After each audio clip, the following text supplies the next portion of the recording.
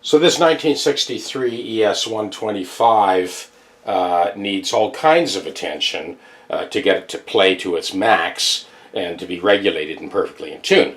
But one of the first issues, and I'm bringing you in close so you can see, I took a tracing off the fingerboard. Look at the difference between the fingerboard radius and the bridge. I mean, it's not even close. So this is the first thing we got to do, is get this radius on the bridge to match the fingerboard radius. And so now that we've got a radius match, we can start sculpting and intonating.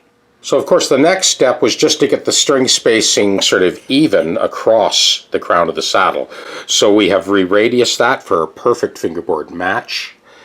Now we've found the string centers across that crown, and you can see that I put that masking tape on there, so it just gives you a better visual when you go to cut those slots to get the strings nice and even. Okay, we have now established the footprint on the treble side and the bass side of the bridge, and that tells us what the cant is for the intonation. We've had the width of the ledge under each string all the way across to be able to move that focal point of the slot forward or back. Now you have to be very careful at this stage because you don't want to alter the curvature. We went through the trouble to get a perfect match to that fingerboard curvature, so we're not deepening the slot. We just push the focal point forward or back as it was needed. So the bridge is now intonated, so now, and only now, we can go to the compensated nut. Okay, now we have all of the values cut. So now we'll smooth this out and make it look pretty and do the last and final check. Something that you need to understand about these really early 60s sculpted bridges, a plain third was unheard of. Third strings were always wound. So the sculpting on the bridge allows for perfect intonation for a wound third. With a plain third string, this sculpting is just not going to work. You'd have to change the bridge. Now, I routinely make up these locating gauges. This takes all of the guesswork out for the customer. So you just push that in until tip to tip, and the foot butts up against the pickup ring, and this is the perfect location for the bridge for perfect intonation.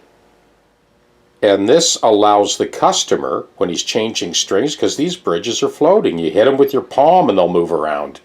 This allows the customer, when he changes strings, to always be able to locate the bridge perfectly for perfect playability and perfect intonation. This is where we ended up with, on this guitar, with 12 to 52 strings with a wound third tuned to concert pitch. I did end up snugging down that input jack. It was a little loose. Thank goodness the customer didn't mess with it, because once you start twisting wires, then you open up a whole can of worms. So we snugged that down, no issue, taken care of. So now that it's done, we'll bring it in the house, plug it in, and let's have a listen. Okay, so now we get to have our little fireside jam here with our ES 125 and experience the fruits of our labors. So I've got a chord progression, so F sharp minor 7, B minor 11, A to E. So I'm going to loop that, and then I'm going to play the same chords in a different position. Well, this is actually F sharp minor 9 to B minor to A major to E major 9.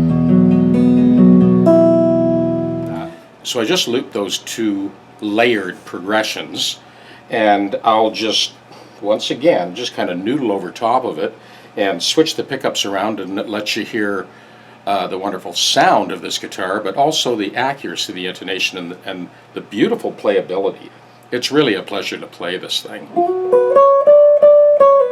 So, and of course P90s, right? You got that sort of arch top sound, but the 90s sort of give you that edge on the attack. Okay, so I'll let that play.